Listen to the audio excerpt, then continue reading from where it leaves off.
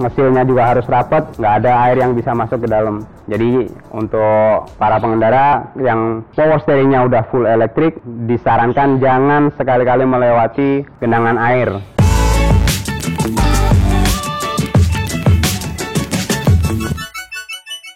Oke Sobat Quattro, ketemu lagi di channel kita, Bengkel Quattro.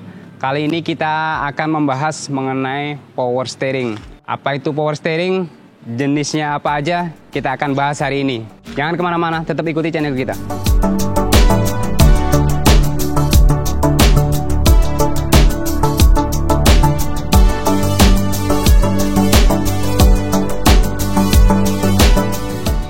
Oke Sobat Quattro, kali ini di depan kita udah ada part yang namanya power steering unit. Dari pembagiannya dia ada dua tipe saja, ada elektrik dan ada hidrolis. Ada satu lagi dia semi elektrik, jadi pompanya itu elektrik tapi secara pergerakan di steering racknya dia hidrolis, masih tetap menggunakan oli power steering. Secara fungsi untuk power steering sendiri dia untuk memperingan pengemudian dan ada kaitannya sama safety pengendaraan.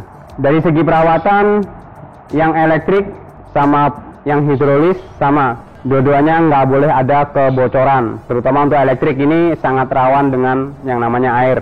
Jadi untuk di bootnya yang kanan kiri ini nggak boleh sama sekali bocor. Jadi harus benar-benar rapat, ngesilnya juga harus rapat, nggak ada air yang bisa masuk ke dalam. Jadi untuk para pengendara yang power steeringnya udah full elektrik, disarankan jangan sekali-kali melewati genangan air yang agak dalam. Sedangkan untuk yang hidrolis, karena dia pakai oli dan bertekanan, untuk kanan kirinya ini ada seal buat penahan tekanan dan itu juga nggak boleh bocor. Jadi dia akan bekerjanya optimal.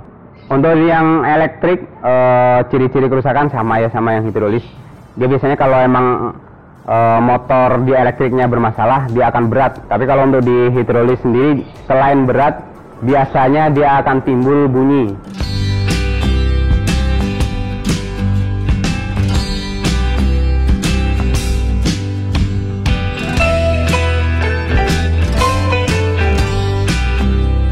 Untuk kelebihannya sih, kalau untuk steering rack elektrik dia lebih silent ya, karena dia pakai motor. Biasanya emang lebih gampang untuk diatur, menyesuaikan sama elektronik yang lain. Juga simple, partnya cuma ini aja, jadi nggak ada tambahan selang segala macem. Tapi kalau untuk hidrolis, otomatis dia partnya akan ada penambahan, termasuk pompa power steeringnya, ada selang-selangnya, nanti ada tabung reservoirnya untuk minyak power steering. Untuk yang elektronik ini, selama dia nggak kena air, biasanya tahan untuk 5 tahun mungkin lebih. Tapi kalau misalnya bootnya ini sampai sobek, dia masuk air, ya otomatis saat itu juga bisa jadi langsung mati. Tapi kalau untuk hidrolis, biasanya dia di 5 tahun udah ada mulai nih rembes, ada kebocoran-kebocoran dikit-dikit.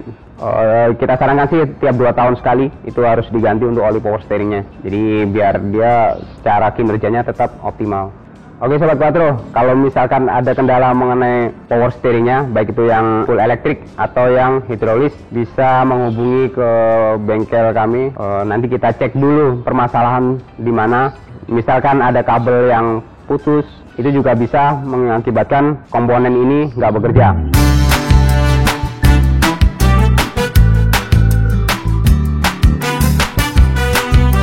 Depan kita ada mobil Tiguan. Kita akan tunjukkan seperti apa sih gejala yang bisa dilihat pengemudi bila di electric power steeringnya ada masalah. Kita masuk ke dalam. Oke. Saat kita on kan, untuk tanda steering racknya itu berupa tanda kemudi, dia akan nongol.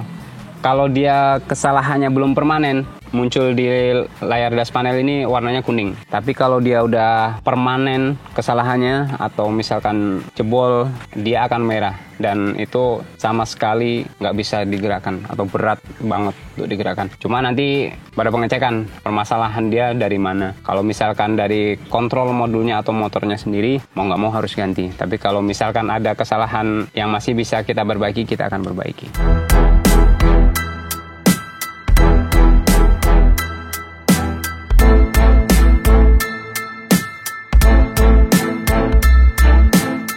Selain tanda steering rack, dia ada tanda ABS, ESP, itu juga nongol. Kalau tanda kuning ini nyala, itu belum tentu steering racknya bermasalah. Bisa jadi ABS-nya bermasalah. Ataupun sebaliknya, kalau setirnya berat, ABS-nya bermasalah, belum tentu ABS-nya bermasalah. Bisa jadi cuma steering rack-nya aja. Kecuali untuk yang hidrolis. Untuk yang hidrolis, dia nggak ada tanda yang muncul di dash panel ini. Dari rasa saja kalau untuk yang hidrolis.